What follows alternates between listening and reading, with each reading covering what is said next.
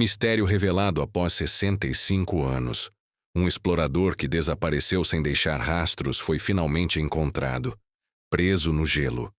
Com o derretimento de uma geleira, o corpo, congelado no tempo, ressurgiu como uma cápsula de história, revelando os últimos instantes de uma aventura interrompida há mais de meio século. Mas o que realmente aconteceu com ele naquele dia? É o que você vai ver agora.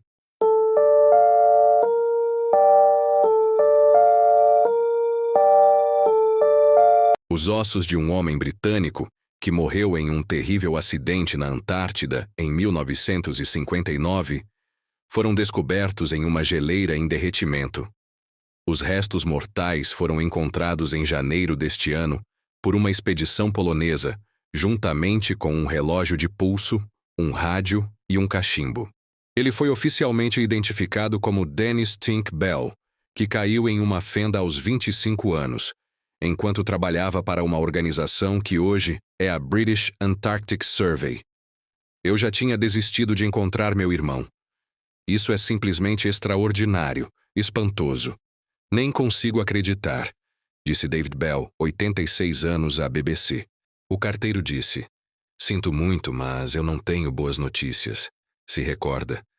Ele foi até o andar de cima para contar aos pais. Foi um momento horrível, afirma. Em entrevista à BBC, diretamente da Austrália, onde ele mora hoje em dia, David sorri ao se lembrar das histórias da infância nos anos de 1940 na Inglaterra. Dennis era uma companhia fantástica. Ele era muito divertido, sempre a alma da festa. São memórias de um irmão mais novo que admirava as grandes aventuras do irmão mais velho. Não consigo esquecer isso. Mas uma noite, quando eu, minha mãe e meu pai voltávamos do cinema. E preciso ser justo com o Dennis. Ele tinha colocado um jornal na mesa da cozinha, mas por cima dele tinha desmontado o motor de uma motocicleta. E tudo estava espalhado na mesa. Diz. Eu me lembro do estilo dele de se vestir. Ele sempre usava casacos de lona. Era apenas um sujeito comum que gostava de aproveitar a vida. David Bell falou com a BBC por meio de uma chamada de vídeo. Atualmente, ele mora na Austrália. Apelidado de Tink, Dennis Bell nasceu em 1934. Trabalhou na Força Aérea Real, RAF, na sigla em inglês, e se formou como meteorologista antes de ingressar na Falklands Islands Dependency Survey para trabalhar na Antártida. Ele era obcecado pelos diários de Scott, diz David, se referindo ao capitão Robert Scott, um dos primeiros homens a chegar ao Polo Sul e que morreu em uma expedição em 1912. Dennis foi para a Antártida em 1958. Ele foi designado para uma missão de 2 anos na Baía do Almirantado, uma pequena base britânica com cerca de 12 homens na ilha do Rei George, que fica a cerca de 120 quilômetros da costa norte da Península Antártica. Dennis foi um dos muitos integrantes corajosos que contribuíram para a ciência inicial e exploração da Antártida debaixo de condições extremamente difíceis, disse a professora Dame Jane Francis, diretora da British Antarctic Survey. Embora ele tenha desaparecido em 1959, sua memória permaneceu viva entre os colegas e no legado da pesquisa polar, afirma. A British Antarctic Survey mantém registros meticulosos, e seu arquivista, Ewan Hopkins, encontrou relatórios detalhados do acampamento base de Dennis e suas aventuras na ilha inóspita e ridiculamente isolada. Lendo em voz alta, Hopkins diz: "Ele é alegre e trabalhador com um senso de humor travesso e um gosto por pegadinhas." O trabalho de Dennis consistia em enviar balões meteorológicos e transmitir relatórios para o Reino Unido a cada 3 horas, o que envolvia ligar um gerador em condições de temperatura abaixo de 0. Descrito como o melhor cozinheiro da base, era também responsável pelo depósito de alimentos durante o inverno, quando nenhum suprimento chegava até eles.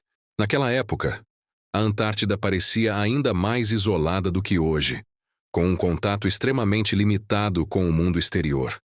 David se recorda de ter gravado, com seus pais e a irmã, Valerie, uma mensagem de Natal nos estúdios da BBC para ser enviada ao irmão. Ele era conhecido por seu amor pelos cachorros da raça Husky, que costumavam puxar os trenós pela ilha, tendo criado 2 ninhadas de filhotes.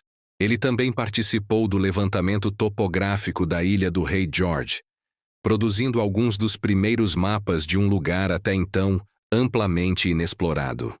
Foi durante uma dessas expedições de pesquisa que o acidente aconteceu, poucas semanas depois de seu 25º aniversário. No dia 26 de julho de 1959, durante o rigoroso inverno antártico, Dennis e um homem chamado Jeff Stokes deixaram a base para escalar e mapear uma geleira. Registros da British Antarctic Survey descrevem o que aconteceu depois disso e as desesperadas tentativas de resgatá-lo. A neve estava profunda e os cachorros começaram a demonstrar sinais de cansaço. Dennis seguiu adiante sozinho para encorajá-los, para não estava usando seus esquis. De repente, ele desapareceu em uma fenda, deixando um buraco para trás. De acordo com os registros, Jeff Stokes gritou bem alto em direção ao fundo da fenda, e Dennis conseguiu gritar de volta. Jeff pegou uma corda e jogou até Dennis. Os cais puxaram a corda e o britânico foi içado até a borda do buraco, mas ele tinha amarrado a corda em seu cinto, talvez por causa do ângulo em que estava. Quando chegou à borda, o cinto quebrou e ele caiu de novo. Jeff gritou mais uma vez, mas Dennis não respondeu. Essa é a história que eu nunca vou superar, disse David. Os relatórios do acampamento base sobre o acidente são objetivos. Jeff nos informou que ontem Tink caiu em uma fenda e morreu. Eles esperam retomar as buscas amanhã se o gelo permitir. Continua. Hopkins explica que outro homem, chamado Alan Sharman, tinha morrido semanas antes, e a moral da equipe estava muito baixa. O trenó voltou. Recebemos os tristes detalhes. Jeff está com as mãos seriamente afetadas por congelamento. Não vamos correr mais riscos para recuperar o corpo, diz o relatório feito no dia seguinte ao acidente. Ao reler os registros, Hopkins descobriu que Dennis tinha feito o caixão para Alan Sharman. Minha mãe nunca superou. Ela não conseguia ver fotos dele e nem falar sobre ele, disse David. Ele lembra que 2 homens da base de Dennis visitaram a família, levando uma pele de carneiro como um gesto de condolência. Mas não houve conclusão. Não houve cerimônia, não houve nada, apenas Dennis se foi. Cerca de 15 anos atrás, David foi procurado por Rod Rees-Jones, presidente do British Antarctic Monument Trust. Desde 1944, 29 pessoas morreram trabalhando no território antártico britânico em missões científicas, de acordo com a instituição. Rod estava organizando uma viagem para os parentes de algumas dessas 29 pessoas, com o objetivo de conhecer o lugar espetacular e remoto onde seus entes queridos viveram e morreram. David participou da expedição chamada South 2015, Sul 2015, na tradução literal para o português.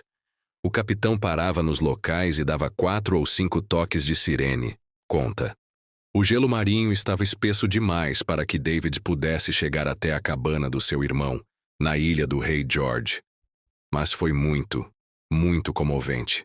Parece que tirou uma pressão, um peso da minha cabeça, disse. Isso deu a ele uma sensação de encerramento. E eu pensei que seria o fim, acrescenta. Mas no dia 29 de janeiro deste ano, uma equipe de pesquisadores poloneses que trabalhava para a Estação Antártica Polonesa, Henryk Arktowski, se deparou com algo praticamente à sua porta. Dennis havia sido encontrado. Alguns ossos estavam no gelo solto e entre as rochas depositadas ao pé da geleira Ecology, na ilha do Rei George. Outros foram encontrados na superfície da geleira.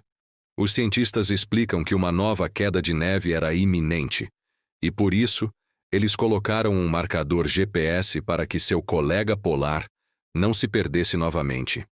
Um time de cientistas formado por Piotr Kittel, Paulina Borowka e Arthur Ginter, da Universidade de Lodz, Dariusz Puczko, da Academia Polonesa de Ciências e o pesquisador Artur Adamek, resgataram cuidadosamente os restos mortais em 4 viagens. Trata-se de um lugar perigoso e instável, cortado por fendas, e com inclinações de até 45 graus, de acordo com a equipe polonesa. As mudanças climáticas estão causando transformações dramáticas em muitas geleiras na Antártida, incluindo a geleira Ecology, que está passando por um derretimento intenso. O lugar onde Dennis foi encontrado não é o mesmo lugar onde ele desapareceu, explica a equipe. As geleiras, sob influência da gravidade, movem sua massa de gelo e, com isso, Dennis se moveu, disseram. Fragmentos de bastões de esqui de bambu, restos de um lampião a óleo, frascos de vidro de cosméticos e fragmentos de tendas militares também foram coletadas. Todo o esforço foi feito para garantir que Dennis pudesse voltar para casa, disse o time. É uma oportunidade de reavaliar a contribuição que esses homens deram, e também de promover a ciência e o que realizamos na Antártida ao longo de muitas décadas, acrescentou Rod Rees-Jones. David ainda está se sentindo sobrecarregado com tantas notícias, mas repete que está muito grato pelo que os cientistas poloneses fizeram. Eu só estou triste porque meus pais não puderam ver esse dia chegar, disse. David contou que logo vai à Inglaterra, onde ele e a irmã Valérie planejam colocar Dennis para finalmente descansar. É maravilhoso. Eu vou encontrar meu irmão. Você talvez diga que nós não deveríamos estar animados, mas nós estamos. Ele foi encontrado e irá para casa. Esse foi mais um caso impressionante da história que só veio à tona décadas depois. Se você gosta de mistérios revelados pelo tempo, já se inscreve aqui no canal, ativa o sininho e deixa seu like para não perder nenhuma descoberta como essa. Até o próximo vídeo.